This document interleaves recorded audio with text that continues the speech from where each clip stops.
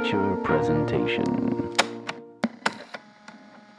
Park Lee, thank you for doing this. I always love watching your movies, Park Chan-wook, and specifically I wanted to ask you, how important is tone when developing a script, whether it be an adaptation or an original idea, and do you think about tone in the script phase?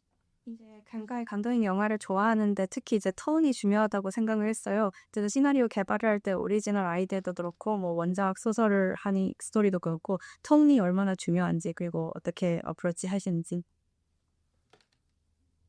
네, 그렇죠. 톤, 참 모호한 개념이긴 하죠. 그리고 제가 또 중요하게 생각하는 개념이기도 합니다.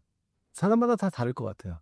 근데 제가 중요하게 생각하는 것은 정말 톤, 그리고 리듬, 이 두 가지인데요. 그런 것들은 정말 어떻게 그 영감이 떠오르고 어떻게 그 구체화하는지 정말 말로 설명하기 어려운 것 같아요. 저는 제가 쓰는 방법은 정말 간단합니다. 그 대화예요. 각본을 같이 쓸 때는 저는 혼자 잘 안 쓰거든요. 꼭 누군가를 데리고 쓰는데 이번 경우에는 돈 맥켈러를 포함한 팀이 있죠. 그들과 대화, 또 영화를 프리프로덕션 단계에서 배우들과의 대화, 또 뭐 HOD들, 촬영 감독이나 이런 사람들과의 정말 끝없는 대화와 논쟁, 이 과정을 통해서 만들어지는 겁니다. 더 이상 뭐라고 설명을 못 하겠어요.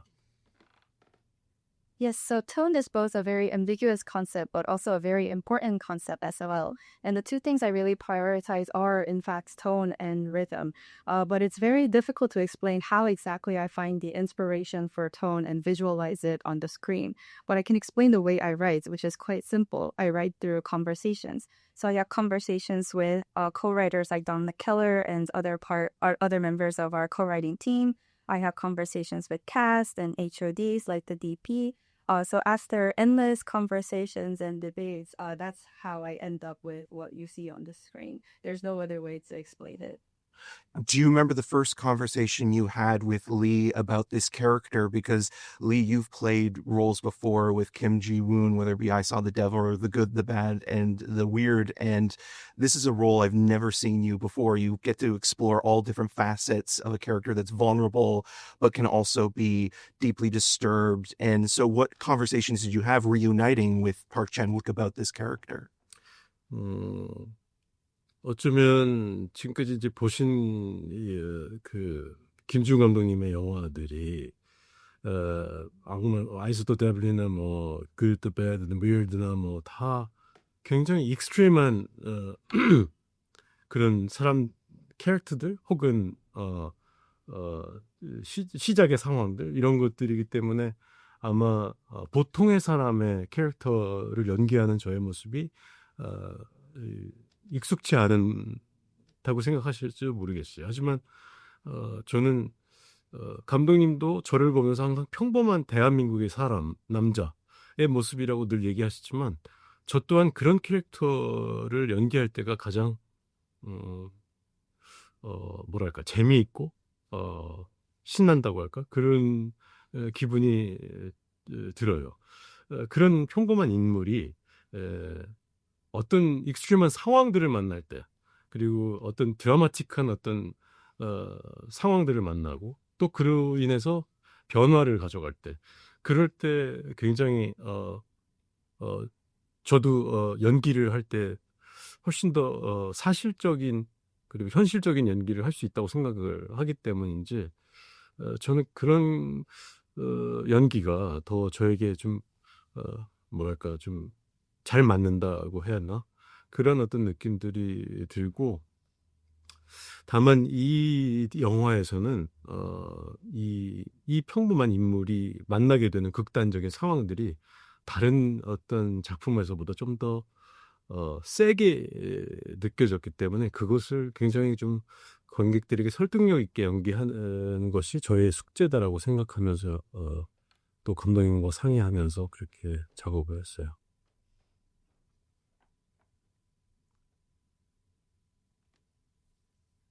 Yes, exactly what you said. Perhaps director Kim, working with him and through the films that we worked together, you saw that I played in a lot of extreme situations in those films. However, director Park often calls me that I'm a very typical citizen of the Republic of Korea, just the one man, very typical man. So acting that typical person may not be so familiar to a lot of viewers. But at the same time, I think playing such character, I find it very fun and exciting. Especially when a typical person goes through extreme situations and he has to go through some dramatic changes. Acting all of that out is fantastic. When I act, I think I really try to look at things in a very realistic way, and I do appreciate and prefer to act in certain ways that portrays those directions. And this particular film, this very typical person going through extreme situations, I think this is magnified compared to other films, and my role was to really persuade the audience that the change was real, and I enjoyed it very much. I think it starts with the mustache. When it's off, it feels like all bets are off, in a way. Park, you mentioned rhythm. When you're shooting the movie, are you thinking about the editing process while you're on set? And is that something as well that's integrated into your screenwriting process? Because I find the way that you direct scenes feels very much like an editor's brain as much as it does a director's brain. 이제 리든 얘기를 하셨는데 그 촬영을 할 때 그 리드님은 또 편집할 때 어떻게 보일지 그 과정도 생각을 하시는지 아니면 이제 시나리오를 쓸 때도 그 어떻게 편집이 될지 그것까지 생각을 하시는지 왜냐하면 이제 연출하시는 걸 보면은 거의 편집자의 머리로 연출을 하시는 거 이렇게 느낌이 가서요. 네, 맞아요. 각본을 쓸 때부터 편집을 생각할 수밖에 없고 그것은 이제 제가 영화를 오래 해왔고 여러 편을 만들면서 말하자면 숙련공처럼 이 어쩔 수가 없다의 만수처럼 숙련된 노동자로서 경험에서 나온 그런 지금 그런 결과죠. 그래서 각본 쓸 때 이미 많은 부분이 편집이 되어 있고 더군다나 저는 또 프리 단계에서 스토리보딩을 하죠. 전체를 다 하며 편집이 끝난 상태처럼 다 하나하나 그려서 그렇기 때문에 이 영화가 어떤 리듬을 갖게 될지는 모든 캐스트 앤 크루들이 예상할 수 있습니다. 내가 이걸 다 그려서 책자로 만들어서 미리 주기 때문에 물론 촬영 현장에서의 변수, 연기자의 그 능력에 따라서 편집 과정에서 조금씩 달라지는 게 없지는 않습니다만은 그래도 비교적 초창기부터 구상된 대로 영화가 완성된다고 볼 수 있죠. Yes, you're right. So I do think about editing even as I'm writing the script. And I think that's thanks to the fact that I work on many films over many years. So I'm an experienced laborer or a craftsman, just like Bansu in the film. And I think it's a result of all the experiences and years that I've accrued. So even before we go into production, I storyboard everything in the film just as it is supposed to be edited during pre-production. So every member of the cast and crew already knows the rhythm of the film because I provide the storyboard in the form of a book to everybody.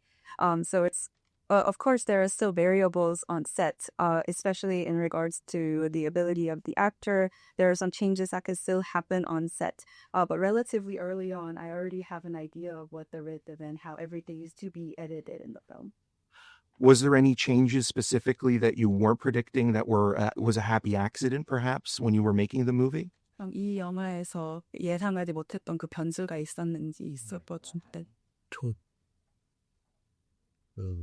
음악실에서 음악 그 밑으로 들어간 거 그 코리안 팝송 크게 틀어놓고 세 사람이 막 싸우는 장면 있잖아요. In the scene over the Korean pop song where three people are fighting. 그때 총이 그 캐비닛 아래로 쑥 들어가 버린 상황. 거기서 서로 더듬다가 총이 막 빵 하고 발사돼서 막 서로 놀라는 상황 이런 것들이 그 촬영 현장에서 갑자기 나온 아이디어여가지고 그것이 그 처음엔 농단처럼가 했는데 왜 why not 그래서 그걸 실제로 찍었어요. 그래서 재밌게 된 것 같습니다. So when the gun falls on the under the cabinet and somebody accidentally shoots it and everybody is surprised, that idea actually came up on set. And at first I considered it a joke, and then I thought, why not? It's a great idea, and I'm very happy with how it turned out.